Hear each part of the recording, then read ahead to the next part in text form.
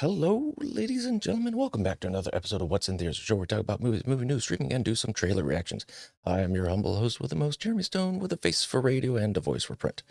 So sorry I've been away for quite some time. Just work's busy and, other things in my life going on. But Ant-Man and the Wasp: Quantumania. So I'm gonna put this out Monday, so I'm assuming you've all seen it. Um, Definitely not one of the best films in the MCU. It Ant-Man has been more like a personal story, personal drama. The first one is, save the neighborhood or save the family. The other one's like save this other person, this whoever Ghost was, but it was more personal. This one's just like save the universe of the quantum realm. So it was, personal, extravagant. Even though it's small, it's big in scale. I like that. um, but I'm watching this film, and it's clocked in at 2 hours and 5 minutes. But I'm watching this film, and I'm just like constantly looking at my phone, like, when is this over?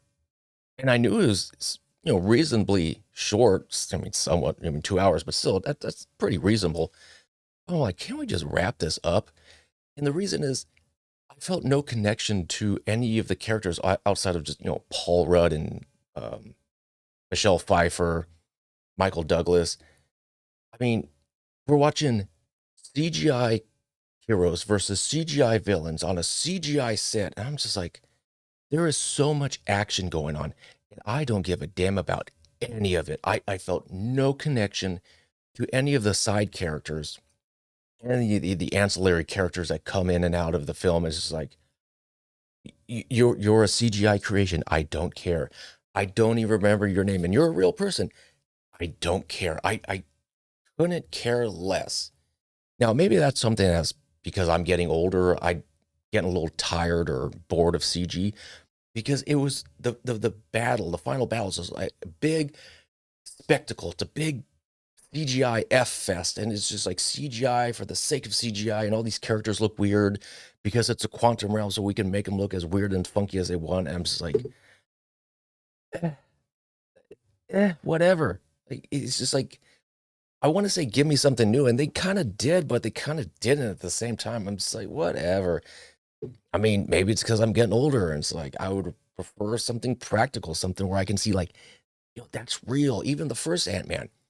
When you look at the first Ant-Man, you can see the scenes like they're in a laboratory or they're in this house, and use like, I can touch those staircases. I can touch that wallpaper. I can feel that. I can knock on that glass. Where this is like quantum realm. Ooh, spooky CGI, green screen. We're on the sound stage at Lucasfilm or whatever. And this is like, I don't care. Now, King the Conqueror, Jonathan Majors as King the Conqueror, is very menacing, and he is the best part of the film. Not exactly a standout, but but if you go, good actor, good actor, good actor, here's Jonathan Majors. But it wasn't like Jonathan Majors is, 10 tiers above everyone else. He was a standout, but well, I mean, he was good, but he wasn't like blowing everything out of the water. So, I mean, this movie starts with Paul Rudd's daughter being broken out of jail, and she's all strutting out like, yeah, it's like my second time in jail. Like, I'm sorry, this is not something to be proud about. You've been put into jail. You should be ashamed of yourself. So then, as you've seen in the trailer, she builds this uh, communication device into the quantum realm because apparently she's some sort of scientific genius that's never been alluded to. So she builds this because reasons, and then just a bunch of mishmash and just side plots of nothingness just happen. Oh, here's Bill Murray because it's Bill Murray. And here's this character because why not? And it's just like all these characters that they're just giving us is like, I don't care because it just goes nowhere. It's just, it's like when you're watching Netflix or, you get that loading bubble and you're just waiting for the load. And that's how this movie felt at times. It's like, let's just get over this. Let's keep it moving forward. It just felt like it was stagnant for a long time. Um, so I mean, you have Ant-Man's daughter who now has her own Ant-Man like suit because, of course she does, because now you have Hawkeye and Echo and Iron Man and Ironheart and, derivative character off of derivative characters. It's like, okay, I guess, you know, uh, Thor and Lady Thor, or I think that's what she called. But it's just now I will say the one thing that actually surprised me, because I heard it was kind of bad, but actually surprised me, was MODOK.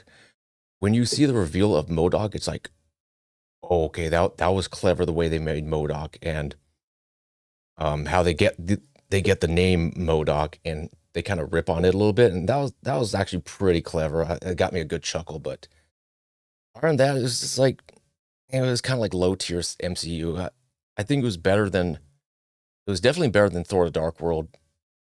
Uh, Kind of in the realm of like Iron Man 2. Not terrible, but I'm not going to go out of my way to watch it again. So if you haven't seen it in theaters, like, listen, if you have AMC A List or Regal Unlimited and you're already paying for that subscription service, go see it. Make the theater pay your ticket because you're already paying them. But if you're thinking about, oh, like, oh, I'll just pay out of pocket, don't even bother. Don't even waste your time. Wait for it to come out on Disney Plus if you already have it. There's two post-credit scenes. The first one is actually like, okay, it makes sense. The second one, absolutely worthless. Absolutely worthless. It's only like 20 seconds, and I had to wait for like 6 to 7 minutes of credits to roll till it was like the very last end credit scene. It was like, that was not worth it. I was just like, I can't believe I waited 7 minutes of credits for this little 20-second piece of nothing.